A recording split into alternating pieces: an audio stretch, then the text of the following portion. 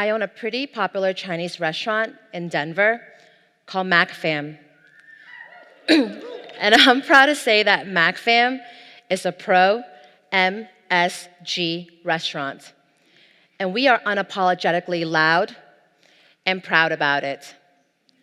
From hosting MSG dinners, to having MSG cocktails, to MSG arts adorning our walls, we have never been ashamed to say yes, we use MSG.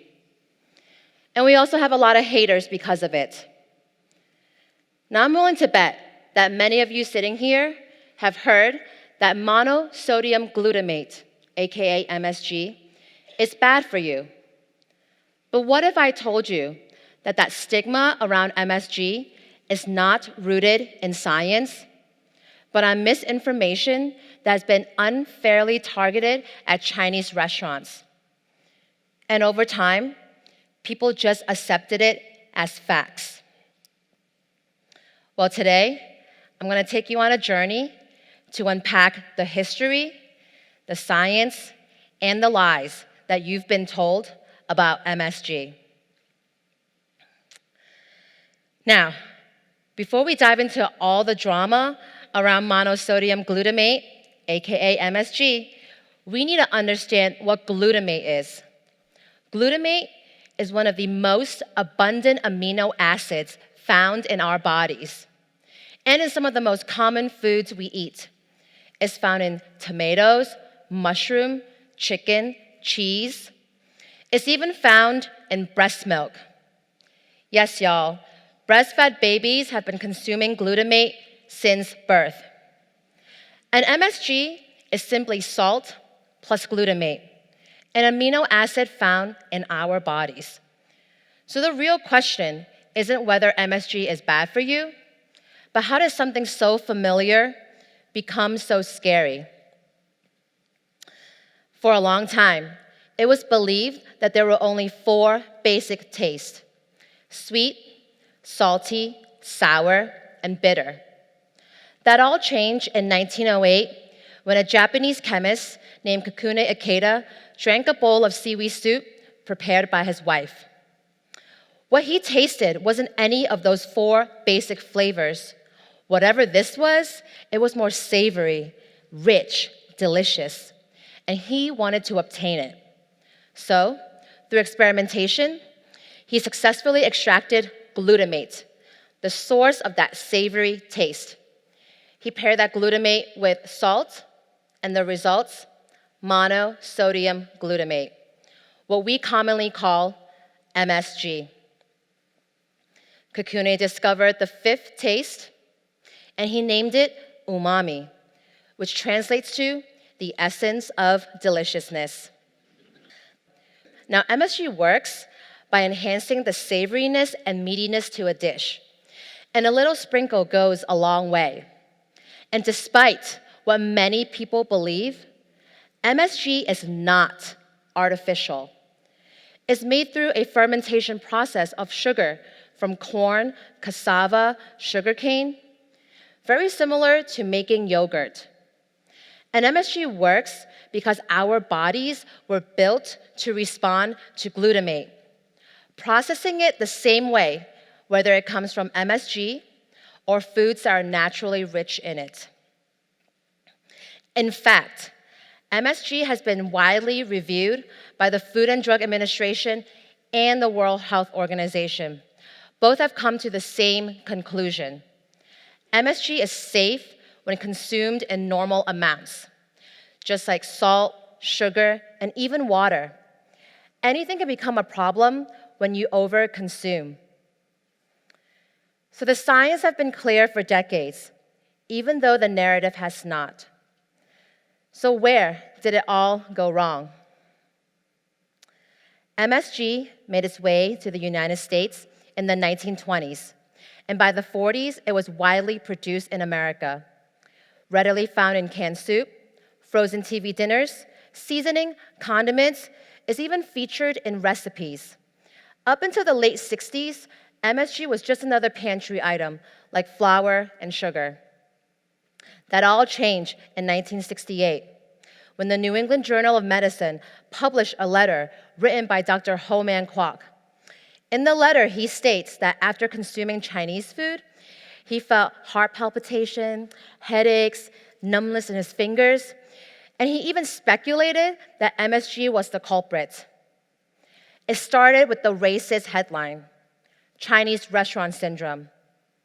The media ran with it, the scientific community reinforced it, and fears became permanently tied to Chinese food and Chinese people. Bad research followed, such as injecting massive amounts of MSG into mice. Those poor little mice, they got brain damage. But let's be honest here. Who's injecting MSG into their bodies? Would you inject black pepper into your own bloodstream? Later research found no links between MSG and the Chinese restaurant syndrome. But by then, it was too late. Chinese restaurants across the country started putting up no MSG signs out of fear and for economic survival. The Chinese Exclusion Act of 1882 had already shut Chinese immigrants out of many professions. Owning a restaurant was one of the few careers they can have. And when the fear of MSG became tied to Chinese food, it made these businesses highly visible and easily targeted. Facts were ignored, and Chinese restaurants became the scapegoat to the MSG hysteria.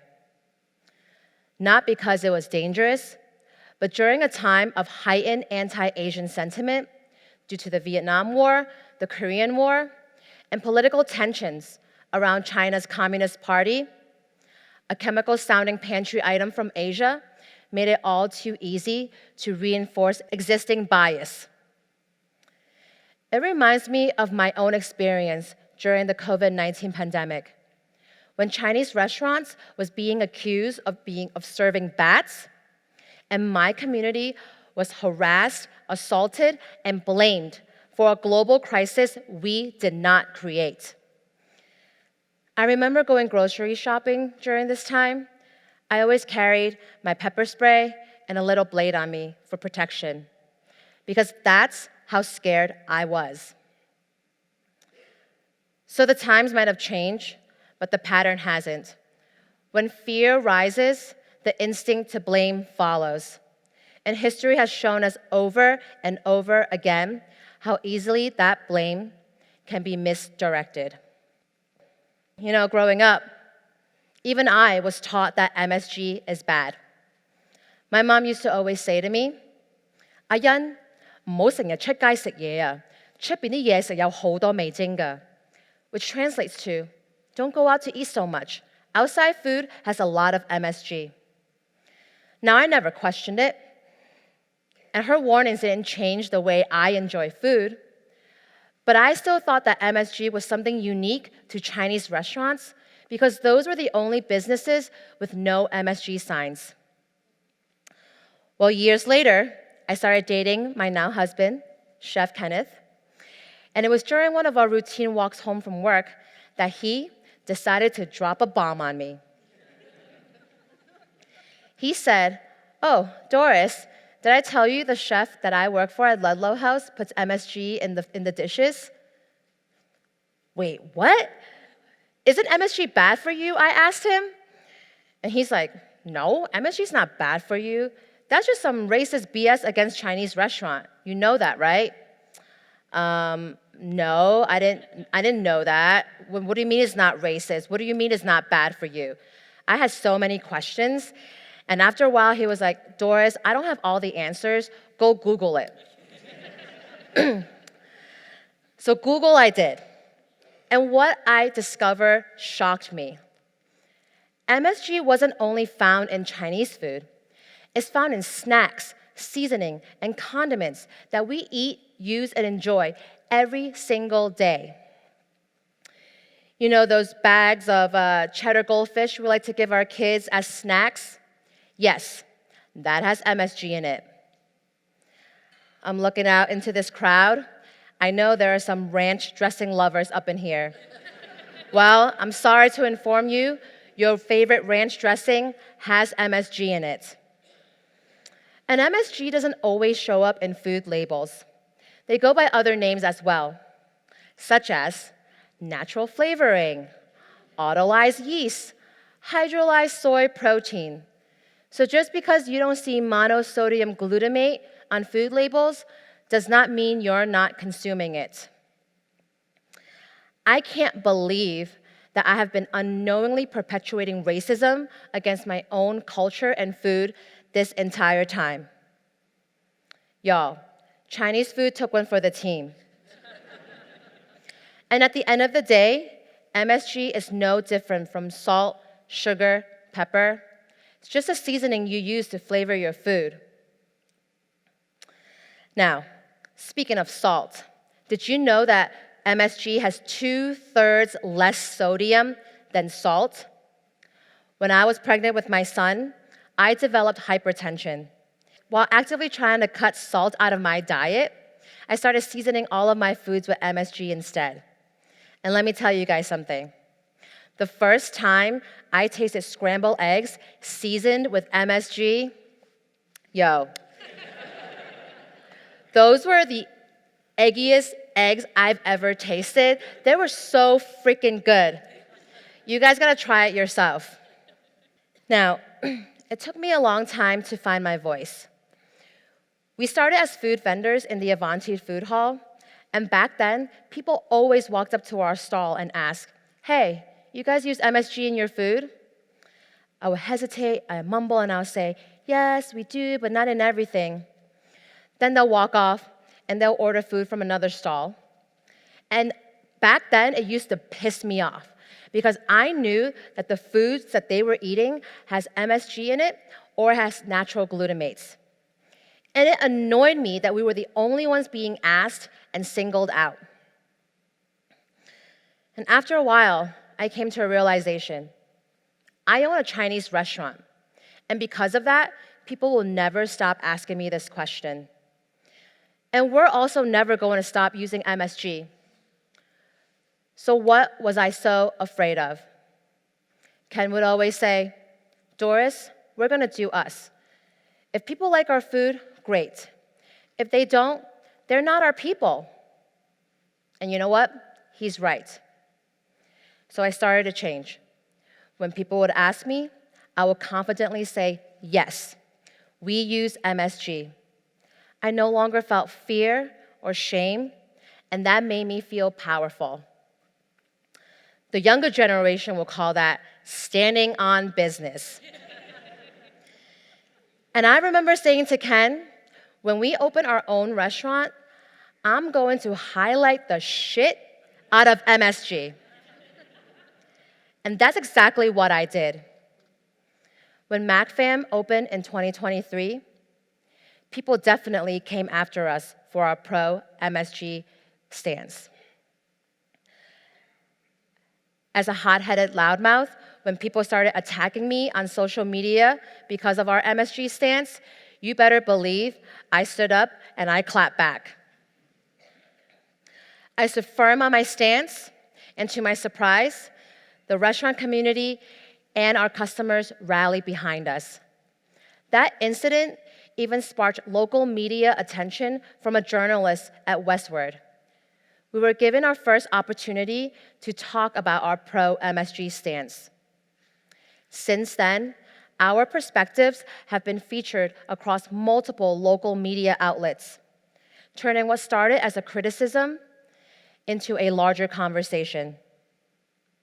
Today, MacFam has many accolades.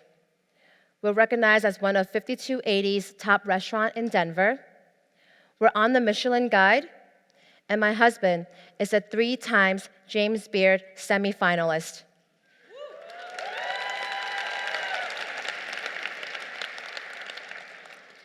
This was all achieved while doing us, serving food the way we like to eat it, standing firm on our pro-MSG stance, and we found our people. But as long as the misconception of MSG exists, I'll continue to use my voice to dismantle them. For generations, silence was used as a form of protection and meant keeping families safe and businesses open.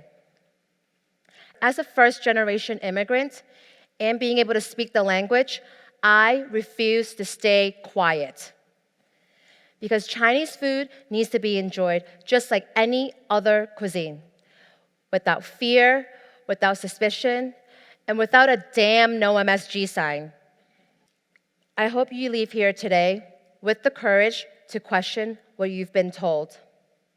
Do your own research and stop inheriting narratives that have gone unquestioned for decades. Now go. Enjoy your scrambled eggs. Y'all thank me later. Thank you.